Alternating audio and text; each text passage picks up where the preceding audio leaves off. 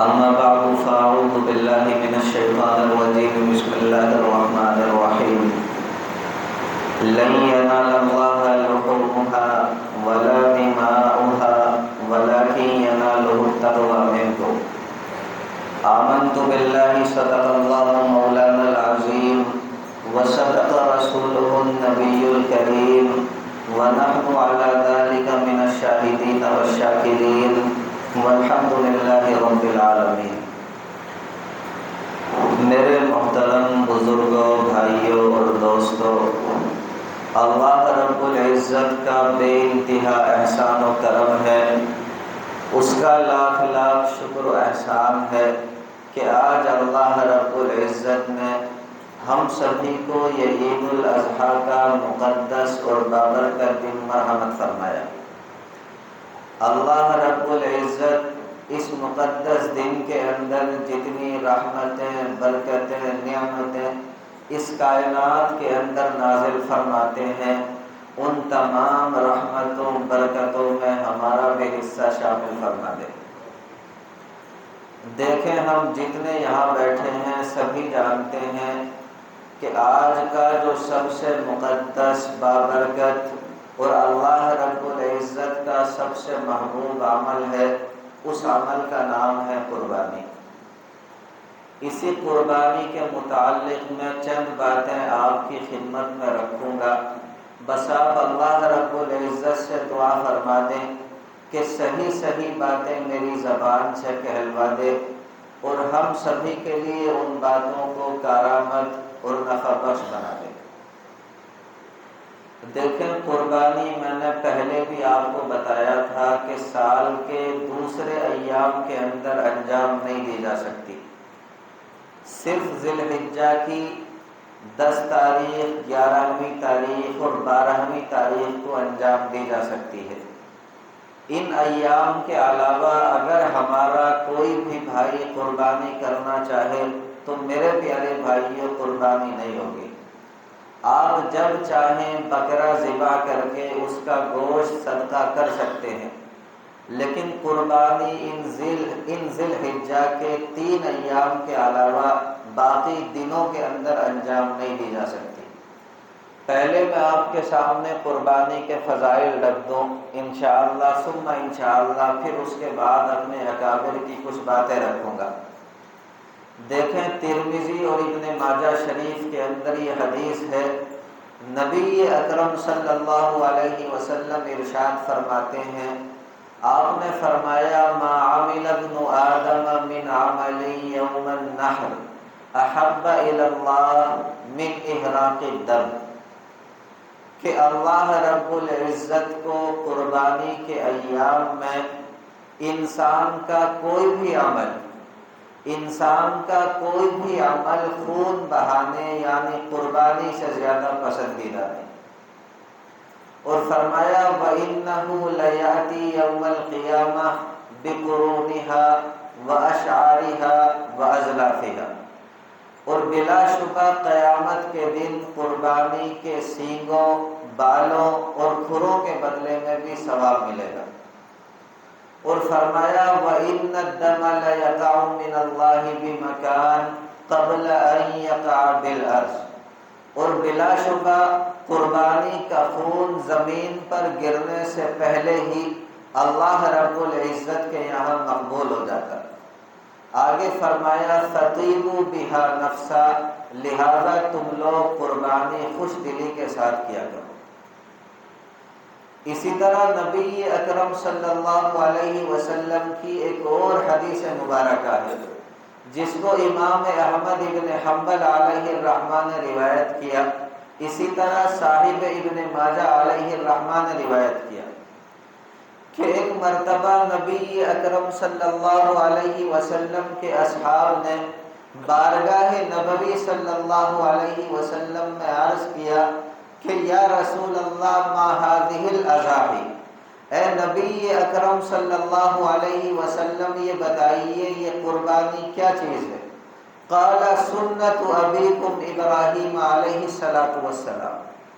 تو نبی اکرم صلی اللہ علیہ وسلم نے ارشاد فرمایا کہ تمہارے باپ حضرت ابراہیم علیہ السلام کی سنت۔ جب صحابہ کرام نے یہ جملہ سنا کہ سیدنا ابراہیم علیہ السلام کی سنت ہے، تو فوراً صحابہ کرام نے بارگاہ نبوی صلی اللہ علیہ وسلم میں عرض کیا کہ فما لنا فیہا یا رسول اللہ، کہ اگر حضرت ابراہیم علیہ السلام کی سنت ہے تو یہ بتائیے کہ ہمارے لیے اس میں کیا ہے، یعنی ہمیں اس کے اندر کیا ثواب ملے گا۔ اس پر نبی اکرم صلی اللہ علیہ وسلم نے ارشاد فرمایا بِكُلِّ شَعْرَةٍ حَسَنَةٍ، کہ ہر بال کے بدلے ایک نیکی ملے۔ جب صحابہ کرام نے یہ جملہ سنا کہ ہر بال کے بدلے ایک نیکی ملے گی تو صحابہ کرام کو بڑا تعجب ہو کہ بھائی بعض جانور تو ایسے ہوتے ہیں جن کے جسموں کے اوپر بال ہوتے ہیں، اور بعض جانور ایسے ہوتے ہیں جن کے جسموں کے اوپر اون ہوتی ہے، تو کیا اون میں بھی ہر بال کے بدلے ایک نیکی ملے گی؟ چنانچہ صحابہ کرام نے فوراً عرض کیا کہ فالصوف یا رسول اللہ، اے نبی اکرم صلی اللہ علیہ وسلم اس اون کا کیا معاملہ؟ نبی اکرم صلی اللہ علیہ وسلم نے ارشاد فرمایا بِكُلِّ شَعْرَةٍ مِّنَ الصُّوفِ حَسَنَةٌ، کہ اون میں بھی ہر بال کے بدلے ایک نیکی ملے۔ یعنی جس طرح جانوروں کے جسموں کے اوپر جو بال ہوتے ہیں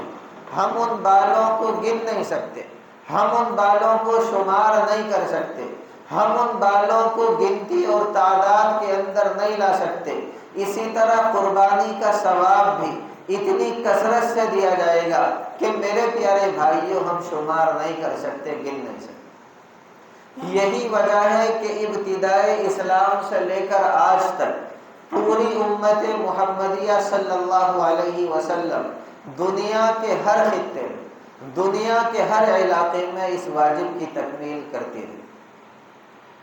اور یہی نہیں کہ یہ اسلامی واجبات میں سے ایک واجب ہے،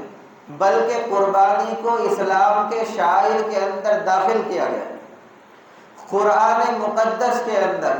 اللہ رب العزت نے ارشاد فرمایا کہ وَالْبُدْنَ جَعَلْنَاهَا لَكُم مِّن شَعَائِرِ اللَّهِ، کہ قربانی کے جو اونٹ ہوتے ہیں، قربانی کی جو گائیں ہوتی ہیں، ہم نے اس کو تمہارے لیے اللہ رب العزت کی نشانیاں مقرر کی، لکم فیہا خیر، تمہارے لیے اس کے اندر بہتری۔ اس لیے میرے پیارے بھائیوں قربانی جو ہے وہ واجب ہے، ہر بندہ کوشش کرے کہ قربانی کرے۔ اور اگر بندہ صاحب نصاب ہے، صاحب وسعت ہے، پھر بھی قربانی نہیں کرتا تو نبی اکرم صلی اللہ علیہ وسلم نے ایسے انسان کے لیے بڑی ہی سخت وعید بتائی، اور آپ صلی اللہ علیہ وسلم نے بڑی ہی سخت ناراضگی کا اظہار فرمایا۔ آپ صلی اللہ علیہ وسلم ارشاد فرماتے ہیں کہ من وجد ساعة لأن يضحي، جس بندے کے اندر قربانی کرنے کی گنجائش ہو، جس بندے کے اندر قربانی کرنے کی استطاعت ہو، طاقت ہو، فلم یضحی، پھر بھی وہ بندہ قربانی نہ کرے، تو نبی اکرم صلی اللہ علیہ وسلم ارشاد فرماتے ہیں کہ فلا یحضر مصلانا، ایسا بندہ ہماری عیدگاہ کے اندر نہ آئے۔ مطلب یہ ہے کہ کس منہ سے وہ عیدگاہ کے اندر آئے گا، اس کا منہ ہی نہیں رہے گا عیدگاہ کے اندر آنے کے لیے،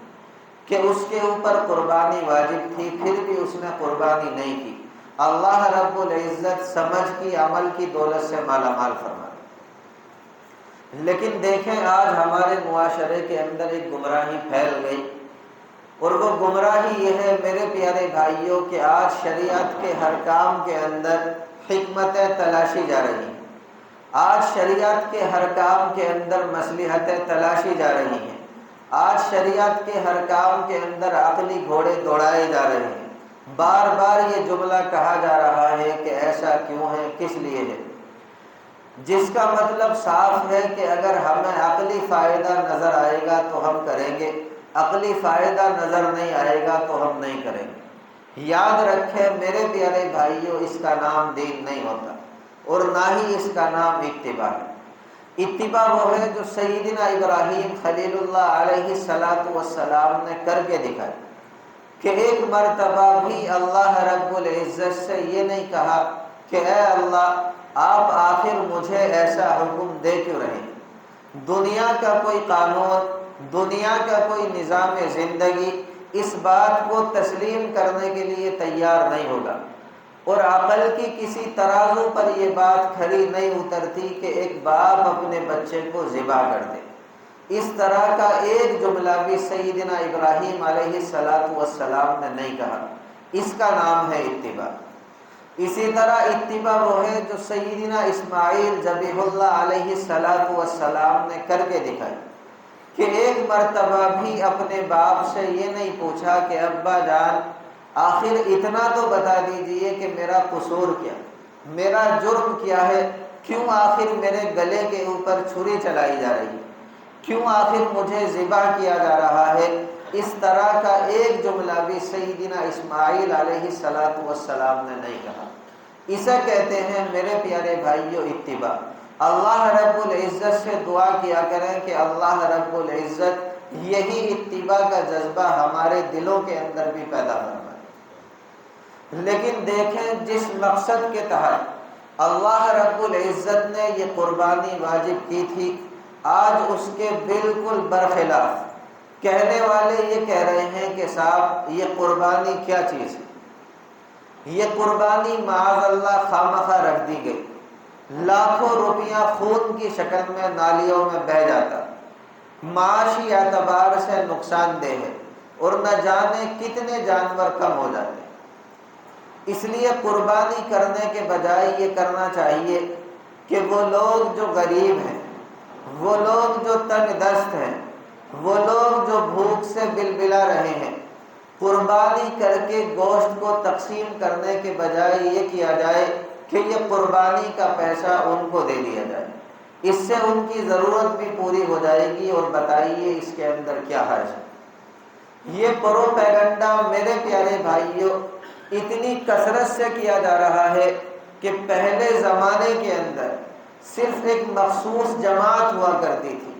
ایک مخصوص حلقہ ہوا کرتا تھا جو یہ بات کہا کرتا تھا، اور آج تو حال یہ ہے کہ شاید ہی قربانی کے ایام میں کوئی دن ایسا جاتا ہو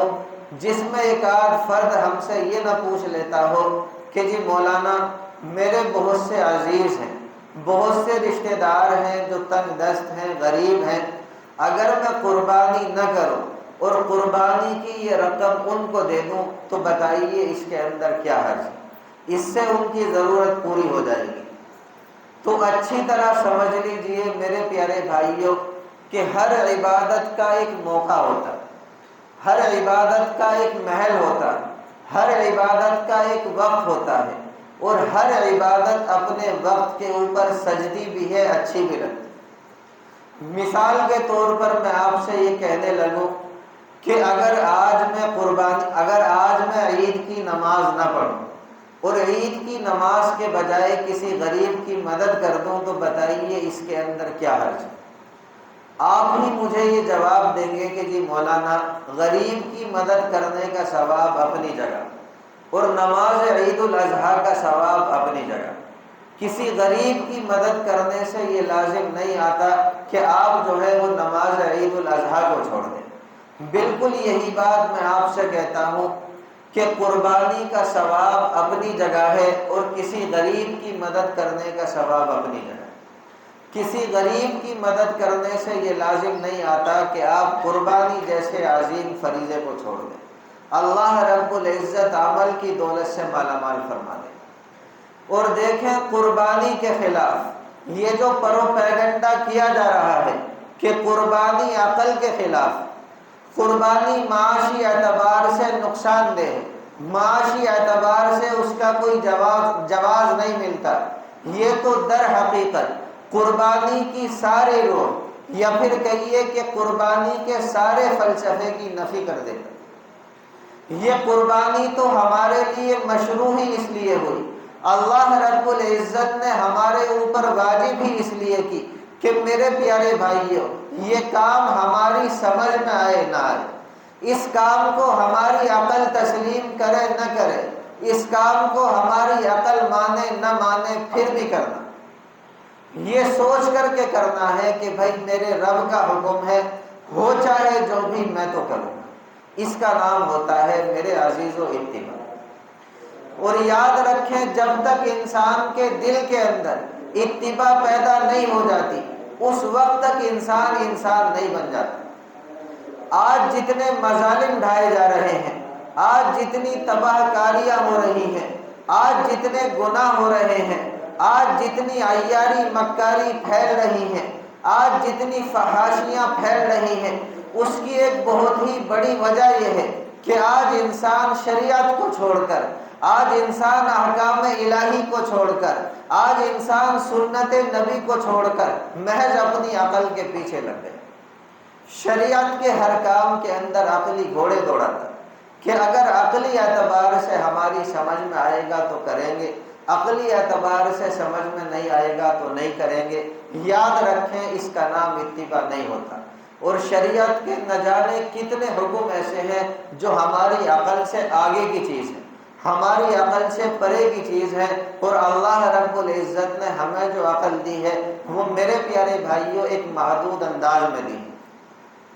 ایک دیوار کے پیچھے کیا ہو رہا ہے ہماری عقل اندازہ نہیں لگا سکتی، کیونکہ ہماری عقل جو ہے وہ محدود ہے۔ اسی طرح اللہ رب العزت کے احکام جو ہیں وہ بہت سے عقل سے آگے کی چیز ہے۔ بس اللہ رب العزت سمجھ کی اور عمل کی دولت سے ہر مومن کو مالا مال فرما دے۔ اس پر ایک واقعہ میں آپ کے سامنے رکھتا ہوں، انشاءاللہ ثم انشاءاللہ بات کا سمجھنا ہم سبھی کے لیے آسان ہو جائے گا۔ اور یہ واقعہ حدیث مبارکہ کے اندر آیا ہے، ابو داؤد شریف کے اندر یہ حدیث ہے۔ آپ نے شاید سنا بھی ہو کہ نبی اکرم صلی اللہ علیہ وسلم کبھی کبھی رات کے وقت اپنے اصحاب کرام کو دیکھنے کے لیے باہر نکلا کرتے تھے۔ ایک مرتبہ سیدنا نبی اکرم صلی اللہ علیہ وسلم رات کے وقت باہر نکلے، آپ نے دیکھا کہ سیدنا ابو بکر صدیق رضی اللہ تعالی عنہ تہجد کی نماز میں مشغول،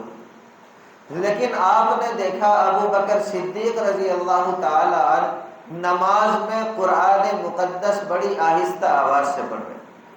بہت ہی دھیمی آواز سے پڑھ رہے ہیں۔ آپ صلی اللہ علیہ وسلم آگے بڑھ گئے۔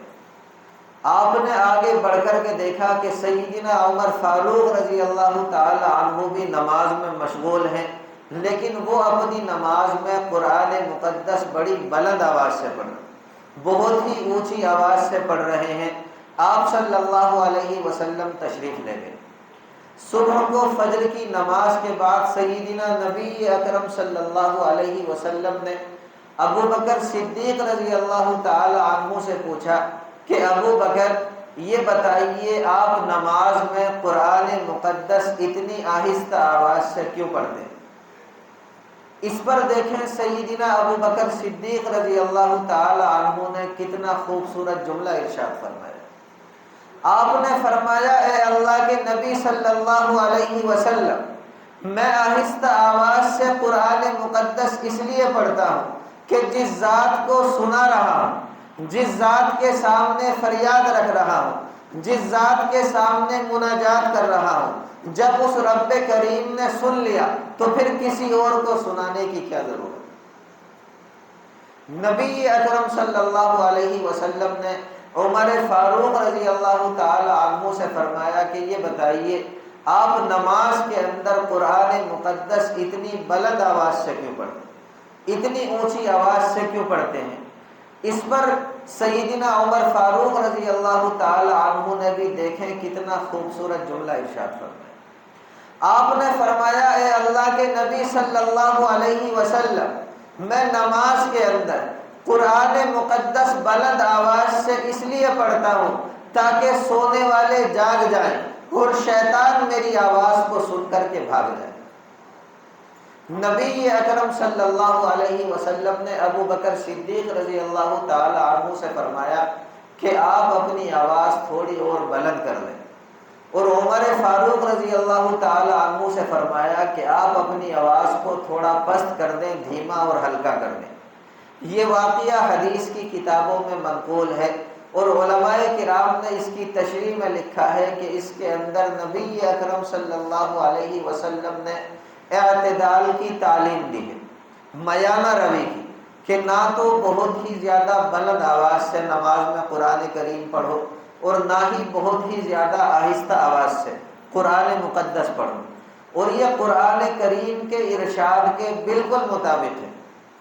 قرآن مقدس میں اللہ جل جلالہ کا فرمان ہے کہ وَلَا تَجْهَرْ بِصَلَاتِكَ،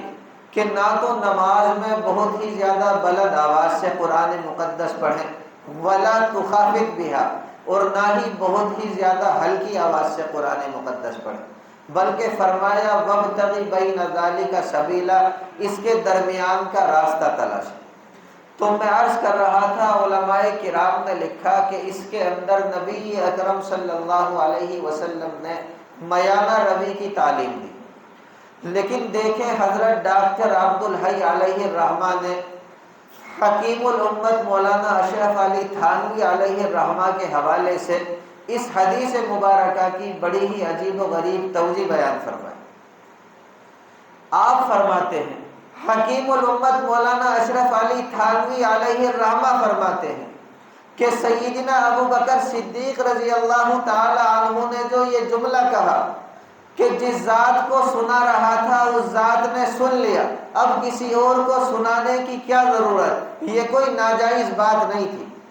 اسی طرح عمر فاروق رضی اللہ تعالی عنہ نے جو یہ جملہ کہا کہ میں اس لیے تیز آواز سے پڑھتا ہوں کہ سونے والے جاگ جائیں اور شیطان بھاگ جائیں، یہ بھی کوئی غلط جملہ نہیں تھا، لیکن پھر بھی آپ صلی اللہ علیہ وسلم نے ایک سے فرمایا کہ اپنی آواز کو بلند کر دو اور ایک سے فرمایا اپنی آواز کو پست کر دو۔ اس کا کیا مطلب؟ اس کا مطلب یہ ہے کہ اب تک تم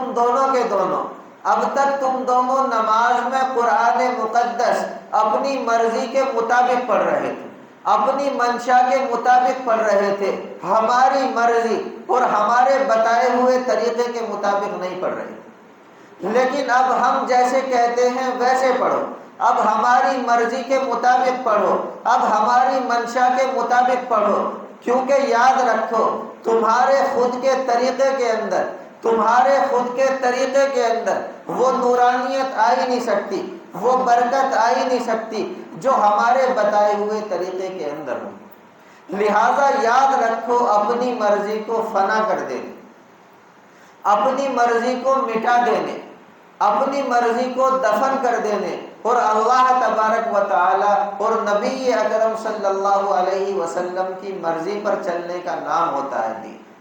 کبھی بھی شریعت کے کسی بھی حکم کے اندر اپنی مرضی اور منشا کو آگے نہ رکھیں، بلکہ صرف اور صرف اللہ رب العزت اور نبی اکرم صلی اللہ علیہ وسلم کی منشا کو آگے رکھیں۔ اللہ رب العزت صحیح سمجھ کی اور عمل کی دولت سے مالا مال فرما دے۔ اسی طرح دیکھیں ہمارے اکابر نے لکھا ہے کہ پہلے زمانے کے اندر ایک دستور تھا اور غالباً ایک حد تک آج بھی ہے کہ جب کسی بڑے بادشاہ کے دربار میں جایا کرتے تو کوئی نہ کوئی تحفہ، کوئی نہ کوئی ہدیہ بطور نذرانہ اپنے ساتھ لے جاتے، اور حقیقت میں اس بادشاہ کو ہمارے نذرانے کی ضرورت نہیں ہوتی تھی، بلکہ اس کا مقصد یہ ہوتا تھا کہ اگر بادشاہ نے ہمارا نذرانہ قبول کر لیا تو بادشاہ کے دربار میں تقرب حاصل ہو جائے گا اور بادشاہ کی رضامندی حاصل ہو جائے گی۔ اس پر مولانا روم علیہ الرحمہ نے ایک بڑا ہی عجیب و غریب واقعہ لکھا۔ آپ فرماتے ہیں کہ بغداد کے قریب ایک گاؤں تھا، اس گاؤں کے اندر ایک دیہاتی رہتا تھا۔ اس دیہاتی نے یہ ارادہ کیا کہ بھائی میں بغداد جا کر بادشاہ یعنی امیر المومنین سے ملاقات کروں۔ اس وقت کے بادشاہ آج کل کے بادشاہوں کی طرح نہیں ہوتے تھے کہ ایک چھوٹی سی ریاست لے کر کے بیٹھ گئے اور بادشاہ بن گئے، بلکہ اس زمانے میں بغداد کے خلیفہ کی تقریباً آدھی دنیا سے زیادہ پر حکومت تھی۔ بہرحال اس دیہاتی نے جاتے ہوئے اپنی بیوی سے مشورہ کیا کہ بھائی میں بادشاہ کے دربار میں جا رہا ہوں، کوئی نہ کوئی ہدیہ بھی ساتھ لے جانا چاہیے، اب بتا ایسا کیا تحفہ اپنے ساتھ لے کر کے جاؤں جو بادشاہ کی شایان شان ہو اور بادشاہ اسے دیکھ کر کے خوش ہو جائے۔ وہ میرے پیارے بھائیوں ایک چھوٹے سے گاؤں کے اندر رہنے والے دیہاتی لوگ تھے۔ یوں سمجھ لیجئے کہ دنیا کی بالکل خبر نہیں تھی، دنیا کے بارے میں کوئی پتہ نہیں تھا۔ اس دیہاتی کی بیوی نے یہ مشورہ دیا کہ ہمارے گھر کے اندر ہمارے مٹکے میں جو پانی ہے یہ ہمارے گاؤں کے کنویں کا بڑا ہی صاف شفاف اور میٹھا پانی، بادشاہ کو اتنا عمدہ پانی کہاں ملتا ہوگا، اس لیے تم ایسا کرو یہ مٹکا لے جاؤ اور بادشاہ کو بطور نذرانہ پیش کر دیں۔ دیہاتی کی سمجھ میں یہ بات آ گئی، اس نے مٹکا اپنے کندھے پر رکھا اور میرے پیارے بھائیوں چل پڑا۔ اس زمانے میں ہوائی جہاز کا سفر نہیں ہوتا تھا، اسی طرح ریل گاڑی کا سفر نہیں ہوتا تھا، اسی طرح بسوں کا سفر نہیں ہوتا تھا، پیدل یا اونٹوں پر سفر کرنا پڑتا تھا۔ وہ دیہاتی پیدل ہی چل پڑا۔ اب آپ دیکھیں راستے میں ہوائیں چل رہی ہیں، راستے کے اندر مٹی اڑ اڑ کر اس مٹکے کے اوپر جم رہی ہے، اور بغداد پہنچتے پہنچتے کافی ساری مٹی کی تہ اس مٹکے کے اوپر جم گئی۔ جب بادشاہ کے دربار میں حاضری ہوئی تو دیہاتی نے عرض کیا کہ حضور میں آپ کے لیے ایک تحفہ لایا۔ بادشاہ نے کہا دکھا کیا لایا؟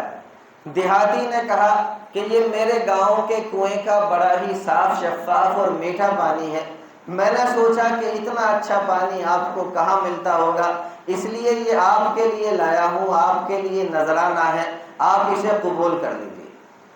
یقین جاننا میرے پیارے بھائیوں، بادشاہ نے کہا کہ اس کا ڈھکن کھولو۔ جب دیہاتی نے اس کا ڈھکن کھولا تو پورے کمرے کے اندر اس مٹکے کے پانی کی بدبو پھیل گئی، کیونکہ اس مٹکے کو بند کیے ہوئے کئی دن گزر گئے۔ لیکن بادشاہ نے سوچا کہ یہ بیچارہ ایک دیہاتی آدمی ہے، اپنی سوچ اور سمجھ کے مطابق ہدیہ پیش کر کے اپنی عقیدت و محبت کا اظہار کر رہا ہے، اس لیے اس کا دل نہیں توڑنا چاہیے۔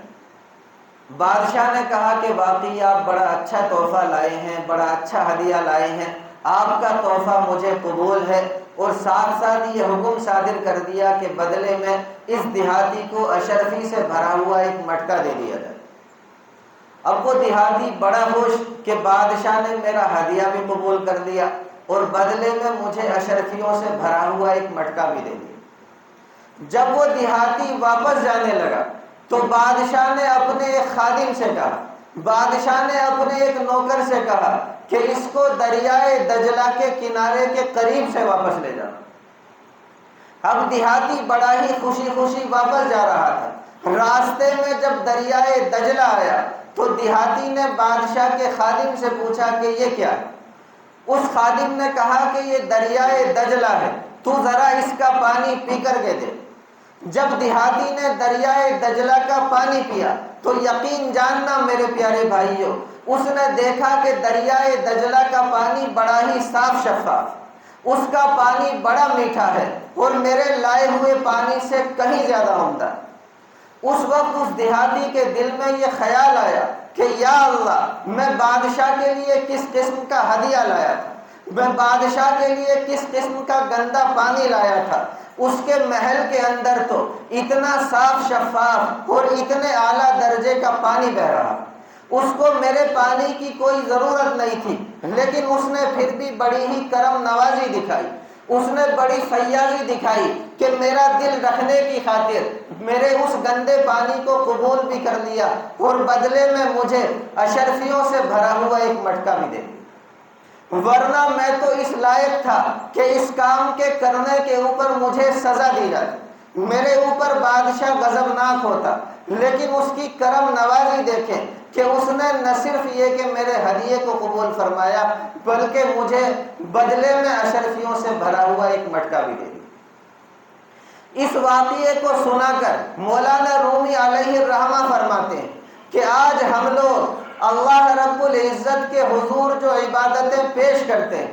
آج ہم اللہ رب العزت کے حضور جو قربانیاں پیش کرتے ہیں، وہ حقیقت میں پانی کے اس مٹکے کی طرح ہے جس کے اندر گندا پانی بھرا ہوا ہے اور گرد و غبار سے وہ مٹکا اٹا ہوا ہے۔ اس کا تقاضا تو یہ تھا کہ یہ عبادتیں ہمارے منہ پر پھینک کر کے مار دی جاتی، ہماری عبادتیں رد کر دی جاتی، لیکن اللہ رب العزت کی کرم نوازی دیکھیں کہ اللہ رب العزت ہماری ان عبادتوں کو رد کرنے کی بجائے قبول فرما لے۔ وہ یہ سوچتے ہیں کہ یہ میرے بندے ہیں جو اس سے زیادہ کا تصور نہیں کر سکتے، اس سے زیادہ بہتر انداز میں عبادت انجام نہیں دے سکتے، چونکہ اخلاص کے ساتھ لائے ہیں اس لیے ان کی عبادتوں کو قبول کر لینا چاہیے۔ اس لیے کہتا ہوں کہ میرے پیارے بھائیوں، ہمیں جو ہے اللہ رب العزت نے قرآن مقدس کے اندر بھی کہا ہے کہ لن ینال اللہ لحومها ولا دماؤها، کہ مجھے تمہاری قربانی کے جانور کا گوشت اور خون نہیں چاہیے، ولکن ینالہ التقوی منکم، میں تو صرف تمہارا تقوی اور پرہیزگاری دیکھتا ہوں کہ تم نے کتنے دل کے ساتھ اخلاص کے ساتھ جانور کو میری راہ میں قربان کر دیا۔ تو میرے پیارے بھائیوں، ہمیں بھی چاہیے کہ اپنے ظاہر کو سنوارنے کی بجائے اپنے دل کو سنواریں۔ آج آپ 1,00,000 روپے کا جانور اللہ کی راہ میں ذبح کر دیں لیکن محض دکھلاوا نیت ہو تو سمجھ لیجئے اس کا کوئی ثواب نہیں۔ ایک ہمارا بھائی 10,000 کا بکرا لائے لیکن نیت یہ ہو کہ میرا رب راضی ہو جائے تو وہ سمجھ لیجئے ہم جیسے 1000 لوگوں سے افضل ہے اور جیت جاتا ہے۔ اللہ رب العزت کی حقیقت ہمارے دلوں کے اندر اتار دے۔ دیکھیں وقت ہو چکا میرے پیارے بھائیوں، نماز کا وقت جو ہے سن لیں، وہ اچھی طرح سمجھ لیں، وہ نماز کی ترتیب جو ہے وہ اچھی طرح سن لیں اور سمجھ لیں۔ دیکھیں عید الاضحیٰ کی نماز جو ہے یہ میرے پیارے بھائیوں واجب ہے، اور اس کے اندر 6 زائد تکبیریں واجب ہوتی ہیں۔ آپ کو اپنی زبان سے کوئی نیت کرنے کی یا زبان سے کسی بھی قسم کے الفاظ ادا کرنے کی ضرورت نہیں، بس آپ اپنے دل کے اندر اتنا استحضار کر لیں کہ میں قبلہ رخ ہو کر ان امام کے پیچھے 2 رکعت نماز عید الاضحیٰ جو واجب ہیں وہ ادا کر رہا ہوں، اور اس کے اندر 6 زائد تکبیریں ہیں، اور تعریفیں جتنی ہیں وہ سب اللہ رب العزت کے لیے۔ بس اتنا تصور اپنے دل و دماغ کے اندر لے آئیں، سمجھ لیجیے آپ کی نیت کافی ہو جائے گی۔ اس کے بعد جب ہم نماز کے لیے کھڑے ہوں گے تو سب سے پہلے تکبیر تحریمہ کہیں گے اللہ اکبر، ہم اپنی نیت کو باندھ لیں گے۔ اس کے بعد میرے پیارے بھائیوں ثنا پڑھی جائے گی۔ ثنا پڑھنے کے بعد امام جو ہے وہ 3 تکبیرات کہے گا۔ پہلی اللہ اکبر، ہاتھوں کو چھوڑ دیں گے، پھر اللہ اکبر، اپنے ہاتھوں کو چھوڑ دیں گے، اور اللہ اکبر، تیسری تکبیر پہ ہم جو ہے وہ اپنے ہاتھوں کو باندھ لیں گے۔ سورہ فاتحہ ہوگی اور دوسری سورت کی تلاوت ہوگی۔ اس کے بعد ہم جو ہے جیسے عام نمازوں کی رکعتیں ہوتی ہیں اپنی پہلی رکعت مکمل کر لیں گے۔ جب دوسری رکعت کے لیے کھڑے ہوں گے تو میرے پیارے بھائیوں پھر سے سورہ فاتحہ ہوگی، دوسری سورت کی تلاوت ہوگی۔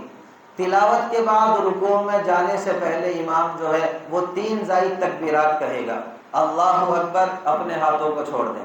اللہ اکبر، پھر ہم اپنے ہاتھوں کو چھوڑ دیں گے، اللہ اکبر، پھر ہم اپنے ہاتھوں کو چھوڑ دیں گے۔ یہ زائد 6 تکبیرات ہو گئی۔ اس کے بعد چوتھی مرتبہ امام جو ہے وہ تکبیر کہے گا، اور بغیر ہم اپنے ہاتھوں کو اٹھائے جو ہے اسی تکبیر پر رکوع میں چلے جائیں گے اور باقی نماز مکمل کر لیں گے۔ اس کے بعد بہت ہی مختصر دعا ہوگی اور اس کے بعد خطبہ ہوگا۔ میرے پیارے بھائیوں خطبہ سنیں، اس کے بعد ہی اپنے گھر جائیں۔ اللہ عمر کی دولت سے ہمارا